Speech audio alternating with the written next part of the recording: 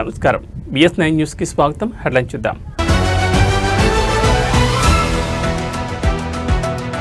London లో చంద్రబాబుతో భారత హై కమిషనర్ భేటీ ఏపీ యూకే యూనివర్సిటీల మధ్య భాగస్వామ్యంపై చర్చ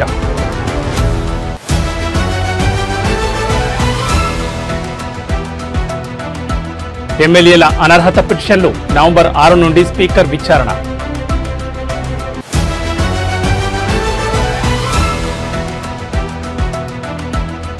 మాజీ ఎమ్మెల్యే చెవిరెడ్డికి అస్వస్థత మంగళగిరి ఎయిమ్స్ కు తరలింపు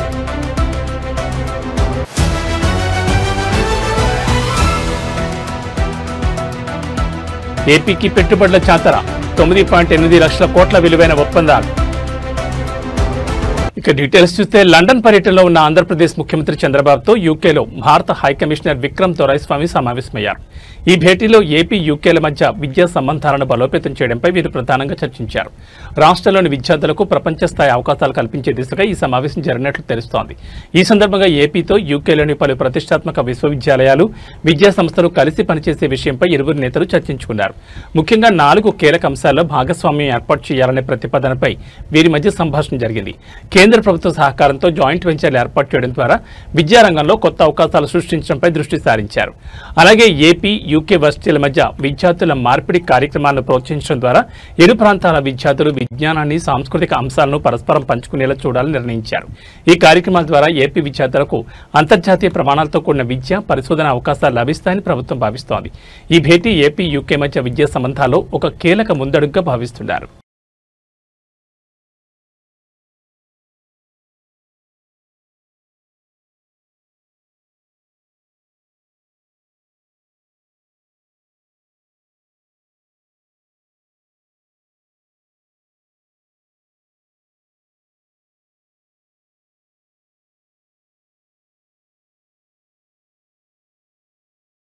ఈ నెల 6 నుంచి ఎమ్మెల్యేల అనర్హత పిటిషన్లపై స్పీకర్ విచారణ కొనసాగనుంది. నవంబర్ 6న స్పీకర్ గడ్డం ప్రసాద్ కుమార్, తెల్లం వెంకట్రావు, సంజయ్ల పిటిషన్లను విచారిస్తారు. 7న పోచారం శ్రీనివాసరెడ్డి, అరికెప్పుడు గాంధీల పిటిషన్లు విచారణ జరుగుతుంది. 12న తెల్లం వెంకట్రావు, సంజయ్ల పిటిషన్లపై రెండోసారి విచారణ కొనసాగనుంది. 13న పోచారం, అరికెప్పుడు గాంధీల పిటిషన్లపై మరోసారి విచారణ నిర్వహిస్తారు. రెండో విడతలో 4 ఎమ్మెల్యేల అనర్హత పిటిషన్లు విచారించనున్నారు. గత 4 రోజుల కిందట తెలంగాణలో ఎమ్మెల్యేల అనర్హత పిటిషన్పై విచారణకు శాసనసభ స్పీకర్ కార్యాలయం సుప్రీంకోర్టును గడువు కోరింది. గతంలో సుప్రీంకోర్టు విధించిన 3 నెలల గడువు అక్టోబర్ 31తో పూర్తయింది. దీంతో మరో 2 నెలల గడువు ఇవ్వాలని స్పీకర్ ప్రసాద్ కుమార్ కార్యాలయం దేశ అత్యున్నత న్యాయస్థానాన్ని కోరింది. 4 ఎమ్మెల్యేల విచారణ మాత్రమే పూర్తయిందని, అంతర్జాతీయ సదస్సులు ఉండడంతో గడువు సరిపోలేదని సుప్రీంకోర్టు తెలిపింది.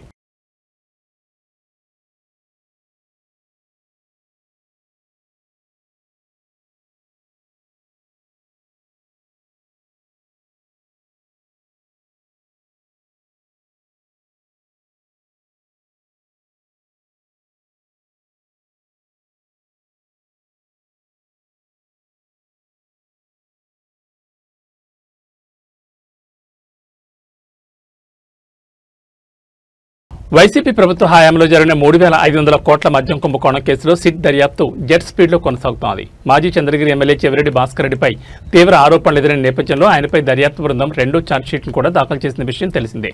ఈ కేసులో భాస్కర్ రెడ్డి, ఆయన అనుచరుడు వెంకటేష్ నాయుడు, పిఏలు బాలాజీ, నవీన్లపై అక్రమ ముడుపుల వసూలు, ఎన్నికల ఖర్చులకు డబ్బు పంపిణీలో కీలక పాత్ర పోషించారని సిట్ పేర్కొంది. ప్రస్తుతం చెవిరెడ్డి భాస్కర్ జ్యుడిషియల్ కస్టడీలో విజయవాడ జిల్లాలో జైల్లో ఉన్నారు. ఈ క్రమంలోనే ఆయన ఇవాళ అస్వస్థతకు గురయ్యారు. తాను పలు అనారోగ్య సమస్యలతో బాధపడుతున్నట్లుగా జైలు అధికారులకు తెలిపారు. దీంతో ఆయన్ను సిట్ అధికారులు చికిత్స నిమిత్తం మంగళగిరి ఎయిమ్స్కి తరలిస్తున్నారు. కాగా వైసీపీ హయాంలో మద్యం సరఫరా కంపెనీలు, డిస్టిలరీల నుంచి నెలకు 60 నుంచి 70 కోట్ల ముడుపులు కొల్లగొట్టినట్లుగా సిట్ తేల్చింది. ఈ సొమ్ములో 250 నుంచి 300 కోట్లు ప్రకాశం, నెల్లూరు, చిత్తూరు జిల్లాలో వైసీపీ అభ్యర్థులకు ఎన్నికల ఖర్చులకు చేస్తారని పేర్కొన్నారు. చెవిరెడ్డి భాస్కర్ రెడ్డి ఈ ప్రక్రియలో ప్రధాన మధ్యవర్తిగా పనిచేశారని, హైదరాబాద్లోని నిహారిక ఇంటర్లేక్ అపార్ట్మెంట్, మారుటి టవర్స్ వంటి ప్రదేశాల్లో డబ్బు దాచి రాజ్ కసిరెడ్డి ద్వారా తరలించారని అభియోగాలున్నాయి. ఆయన అనుచరుడు వెంకటేష్ నాయుడు డబ్బు లావాదేవీలు చేపట్టారని, హైదరాబాద్ ఫామ్ హౌస్లో 35 కోట్లు లేఖించిన వీడియో సిట్ సంపాదించింది. ముడుపులు డిస్టిలరీ కంపెనీల నుంచి వచ్చాయని, భాస్కర్ రెడ్డికి పంపారని సిట్ అధికారులు చెబుతున్నారు. భాస్కర్ రెడ్డి మాజీ గన్మ్యాన్ మదన్ రెడ్డి గిరిని విచారించినప్పుడు తమపై ఒత్తిడి చేసి తప్పుడు సాక్ష్యాలు రుద్దుతున్నారని ఆరోపణలు చేశారు. అయితే సిట్ ఇవి రాజకీయ కుట్రలని కొట్టిపాడేసిన విషయం తెలిసిందే.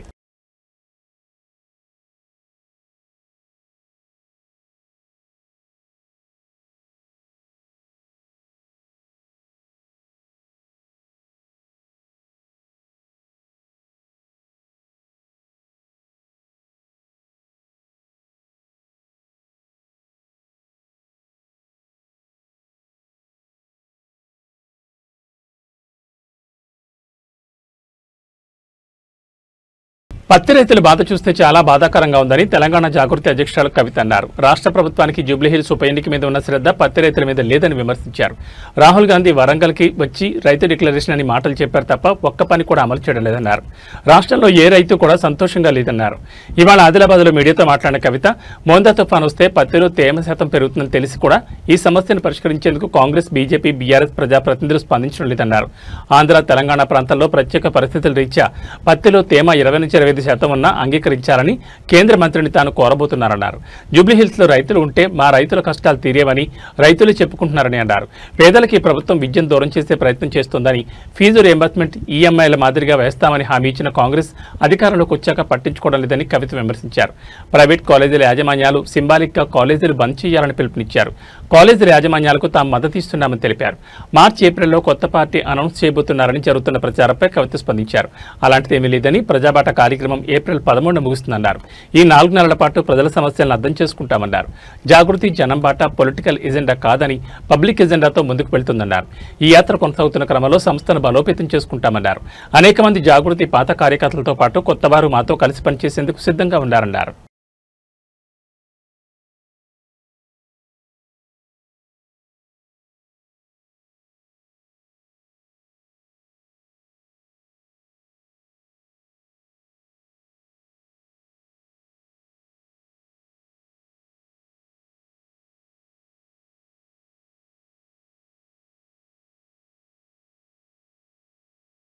తమిళ రాజకీయాలకు ప్రవేశించిన ప్రముఖ నటుడు విజయ్ నాయకత్వంలోని తమిళిక వెట్రి కళగం పార్టీ తన సంస్థాగత నిర్మాణంలో కీలక నిర్ణయం తీసుకుంది.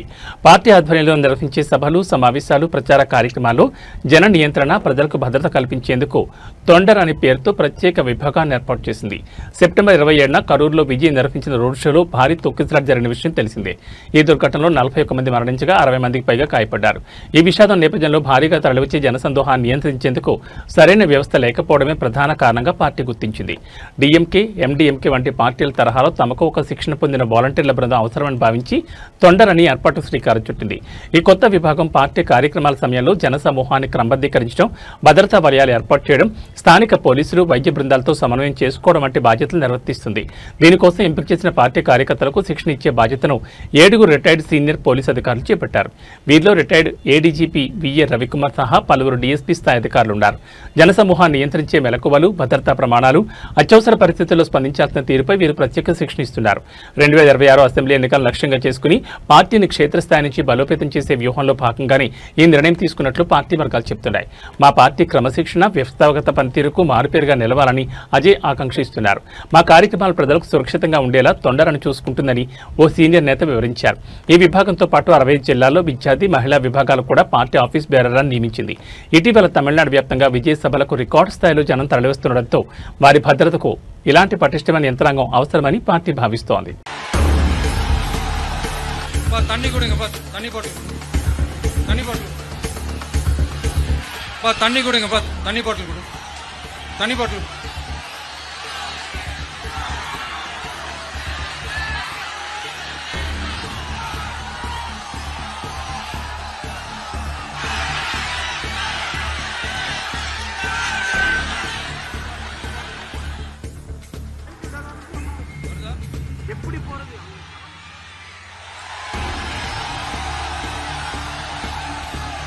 நண்பா கொஞ்சம் வழி விட்டுருங்க.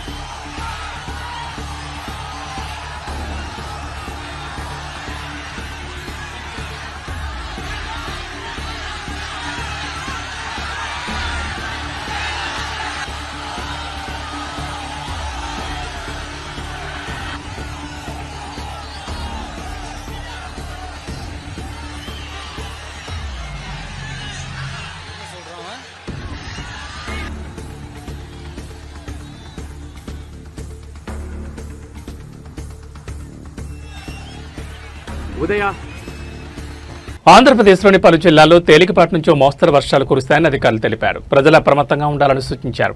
ఆంధ్రప్రదేశ్లోని పలు జిల్లాల్లో మంగళవారం పిడుగులతో కూడిన వర్షాలు కురిసే అవకాశం ఉందని ఏపీ విపత్తుల నిర్వహణ సంస్థ ఒక ప్రకటనలో వెల్లడించింది. ముఖ్యంగా కోనసీమ, తూర్పుగోదావరి, పశ్చిమ గోదావరి, కృష్ణా, బాపట్ల, పల్నాడు, ప్రకాశం, నెల్లూరు, అనంతపురం, చిత్తూరు, తిరుపతి జిల్లాల్లో అక్కడక్కడ తేలికపాటి నుంచి మోస్తరు వర్షాలు పడతాయని పేర్కొంది. మిగిలిన జిల్లాల్లో తేలికపాటి జల్లులు కురిసే అవకాశం ఉందని తెలిపింది. వర్షం కురిసే సమయంలో ఉరుములు, మెరుపులు కూడా ఉంటాయని, ఆ సమయంలో ప్రజలు సురక్షిత ప్రాంతాల్లో ఉండాలని, పొలాల్లో పనిచేసే రైతులు, కూలీలు చెట్ల కింద ఆశ్రయం పొందొద్దని స్పష్టంగా హెచ్చరించింది.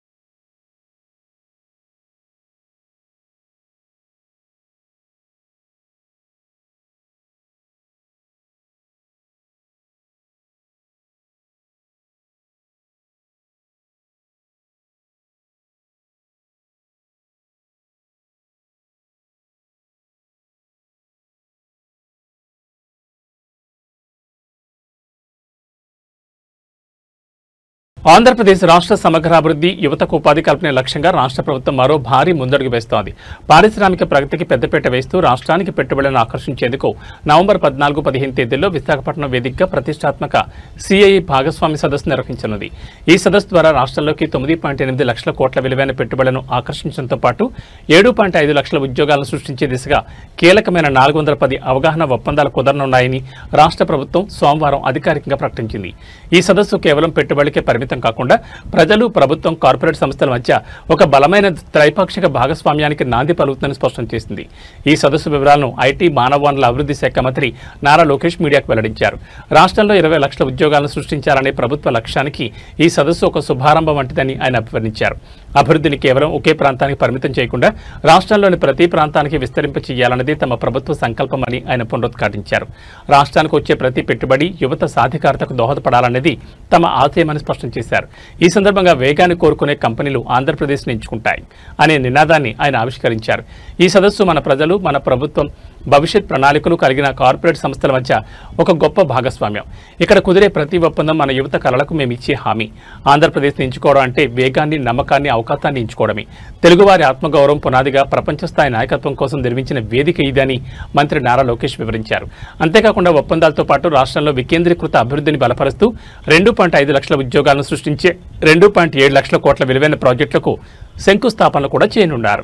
నవంబర్ 14-15 మేము సిఐ పార్ట్నర్షిప్ సమిట్ విశాఖపట్నంలో ఏర్పాటు చేస్తాం జరిగింది. పార్ట్నర్షిప్ సమిట్ అనేది కేవలం పెట్టుబడులకే కాదు, అక్కడ మేము పెద్ద ఎత్తున చర్చలు జరుగుతాయి, కనెక్షన్స్ ఏర్పడతాయి. Industrial leaders, investors, innovators, policy makers అందరూ విశాఖపట్నానికి వచ్చి రాబోయే డికేడ్ లో ఎలాంటి టెక్నాలజీస్ రాబోతున్నాయి, ఎలాంటి మార్పులు రాబోతున్నాయి, ఆ మార్పుల్లో ఆంధ్ర రాష్ట్ర పాత్ర ఏంటి, ఆంధ్ర రాష్ట్రం ఏం చేస్తే బాగుంటుంది, భారతదేశం కూడా ఏం చేస్తే బాగుంటుందని చర్చించే వేదిక. అందుకే మేము partnership summit, investor summit, that is very very important. ఇక్కడ కూడా మీరు చూస్తే నిర్మలా సీతారామన్ గారు, పీయూష్ గోయల్ గారు, మన మంత్రి రామ్మోహన్ నాయుడు, అదేవిధంగా అశ్విని వైష్ణవ్ గారు, అన్నపూర్ణ దేవి గారు, అనేక మంది ఎంఓఎస్ కూడా ఈ పార్ట్నర్షిప్ సమ్మిట్ కు వస్తూ జరుగుతుంది. సుమారుగా 300 మంది పార్టిసిపెంట్స్ 45 దేశాల నుంచి ఇప్పటికి కన్ఫర్మేషన్ ఇచ్చారు. దాంట్లో 3 G20 దేశాల నుంచి, అదేవిధంగా యూరోప్, ఏషియా నుంచి అనేక మంది వస్తున్నారు. 12 మల్టీలాటరల్ ఆర్గనైజేషన్స్,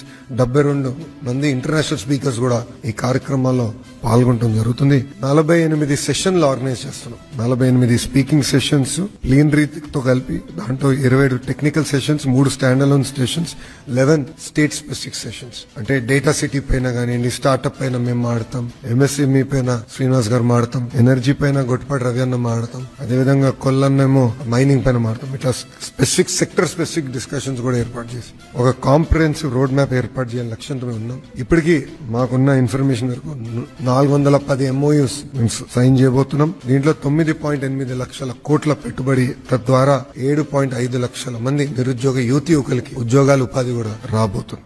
గచ్చిబౌలి టీఎన్జీఓ కాలనీలోని కో లివింగ్ రూమ్స్ లో పోలీసులు మెరుపుదాడులు చేశారు. డ్రగ్స్ పార్టీ చేసుకుంటున్న 12 మందిని ఎస్ఓటీ పోలీసులు అరెస్ట్ చేశారు. కర్ణాటక నుంచి డ్రగ్స్ స్మగ్లింగ్ చేస్తున్న గుత్తా తేజతో పాటు మరో నైజీరియన్ హైదరాబాద్ యువతకు అమ్ముతున్నట్లు గుర్తించారు. ఈ రైడ్స్ లో 6 డ్రగ్స్ పెడ్లర్స్, 6 కన్జ్యూమర్స్ ను అదుపులోకి తీసుకున్నారు. MDMAతో పాటు గంజాయిని స్వాధీనం చేసుకున్నారు.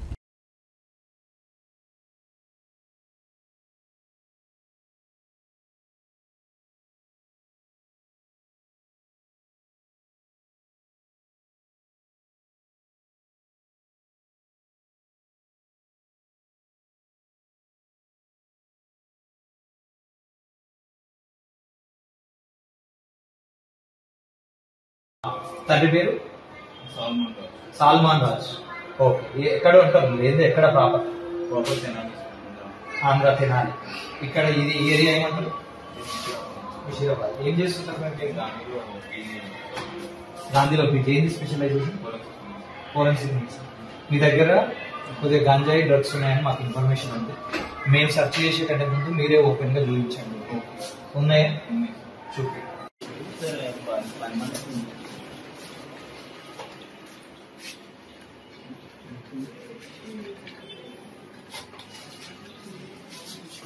ఏమేమి ఉన్నాయి బాబు? చూపి. ఇవేమో ఓజీ ఎంత ఉంది? ఓజీ పౌండ్స్ అంటే 14 గ్రామ్స్. 14 grams sir. ఇదే కదా ఓజీ? అదే OG sir. Ganja, hybrid ganja. Yes sir. Sir అది మరి ఇందులో ఏమో మెత్, ఇంకో ఇదేమో meth sir. Cocaine, meth and cocaine ఉంది సార్.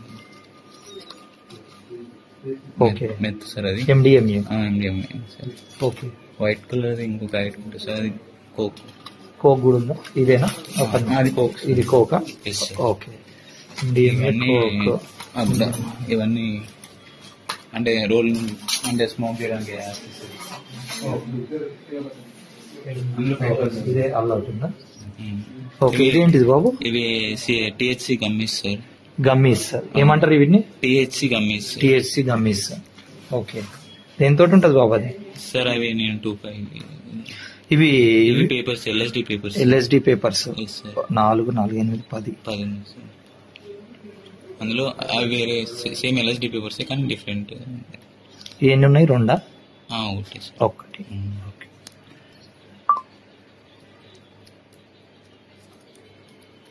ఎక్కడివి బాబు ఇవన్నీ మరి నీకు?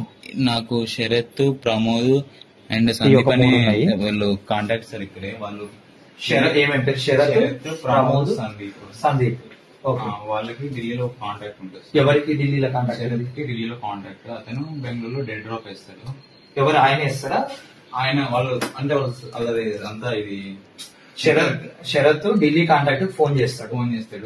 ఆ ఢిల్లీ కాంటాక్ట్ పర్సన్ వాళ్ళ నెట్వర్క్ ద్వారా బెంగళూరులో డెడ్ డ్రాప్ వేపిస్తాడు. శరత్, ప్రమోద్, సందీప్ వీళ్ళు ఎవరైనా వెళ్ళి తీసుకొచ్చేసి మనకి ఇస్తా ఉంటారు. మనం శరత్, ప్రమోద్, సందీప్ వీళ్ళు ఎవరన్నా బెంగళూరు పోయి ఆ డెడ్ డ్రాప్ తీసుకొని వస్తారు. ఓకే, నువ్వు ఎప్పుడన్నా వెళ్ళినావా? నేను ఒక్కసారి వెళ్ళినా సార్. ఒకసారి. ఓకే, మరి నీ దగ్గర ఎందుకు పెట్టినవి? సార్ నా దగ్గర ఫ్రిడ్జ్ ఉంది సార్. ఆ ఫ్రిడ్జ్ లో ఉంటే అవి క్వాలిటీ ఉంటాయి అన్నట్టు. మనం ఫ్రిడ్జ్ లో పెట్టకుంటే ఏమైతే కరిగిపోతుంది, లిక్విడ్ అయిపోతుంది. ఓకే, నువ్వేం చేస్తావు మరి? నేను just I use to convince sir. బీహార్లో ఎన్నికల వేడి తారాస్థాయికి చేరుకున్న వేళ ప్రతిపక్ష ఆర్జేడీ నేత మహాకూటమి ముఖ్యమంత్రి అభ్యర్థి తేజస్వి యాదవ్ మహిళల కోసం భారీ హామీలు ప్రకటించారు. తమ కూటమి అధికారంలోకి వస్తే రాష్ట్రంలోని మహిళలకు ఏటా 30,000 ఆర్థిక సహాయం అందిస్తామని తెలిపారు. ఈ మొత్తాన్ని వచ్చే ఏడాది జనవరిలో ఒకేసారి వారి ఖాతాల్లో జమ చేస్తామని స్పష్టం చేశారు. తొలిదశ పోలింగ్కు 2 రోజుల ముందు పాట్నాలో మంగళవారం ఏర్పాటు చేసిన మీడియా సమావేశంలో తేజస్వి యాదవ్ ఈ ప్రకటన చేశారు. అధికార ఎన్డీఏ కూటమి ఇప్పటికే ముఖ్యమంత్రి మహిళా రోజ్గార్ యోజన కింద 1 కోటి మందికి పైగా మహిళల ఖాతాల్లో 10,000 జమ చేసింది. దీనికి పోటీగా తేజస్వి తమ బహిన్ మాన్ యోజన పథకాన్ని ప్రకటించారు. వచ్చే ఏడాది జనవరి 14న మకర సంక్రాంతి పర్వదినాన ఈ 30,000 మొత్తాన్ని ఒకే విడతలో అందిస్తామని ఆయన వివరించారు. నేను చాలా ప్రాంతాల్లో పర్యటించి అక్కా చెల్లెలతో మాట్లాడాను. మా పథకం పట్ల వారంతా ఎంతో ఉత్సాహంగా ఉన్నారు. ఇది తమకు ఆర్థిక న్యాయం చేకూరుస్తుందని వారు భావిస్తున్నారు. అందుకే వారి డిమాండ్ మేరకు నెల నెలా కాకుండా ఒకేసారి మొత్తాన్ని అందించాలని నిర్ణయించామని తేజస్వి పేర్కొన్నారు. వాస్తవానికి గత వారం విడుదల చేసిన మేనిఫెస్టోలో నెలకు 2,500 చొప్పున ఇస్తామని ఆర్జేడీ ప్రకటించింది.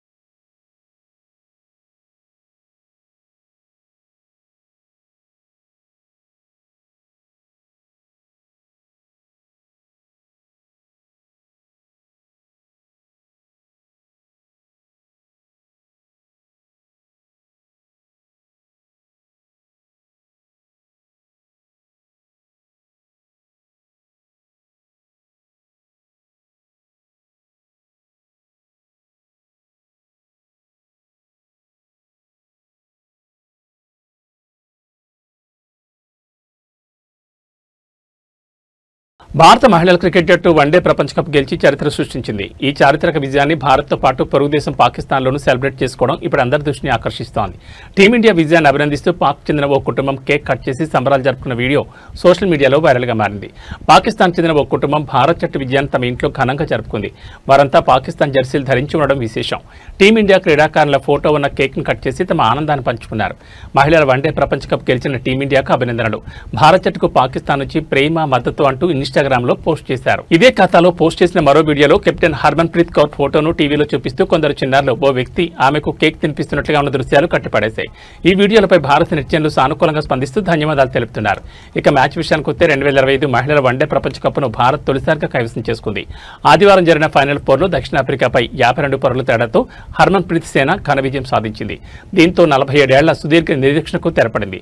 గతంలో మిథాలీ రాజ్ కెప్టెన్సీలో 2 సార్లు ఫైనల్ చేరిన భారత్ నిరాశ ఎదురైంది. కానీ ఈసారి మాత్రం పూర్తి ఆధిపత్యం ప్రదర్శించి కప్పును ముద్దాడింది. ఈ మెగా టోర్నీ విజయంతో భారత మహిళల జట్టుకు 39 కోట్ల ప్రైజ్ మనీ లభించింది. దీనికి అదనంగా భారత క్రికెట్ నియంత్రణ మండలి కూడా 51 కోట్ల భారీ నజరానాను ప్రకటించి క్రీడాకారులను అభినందించింది.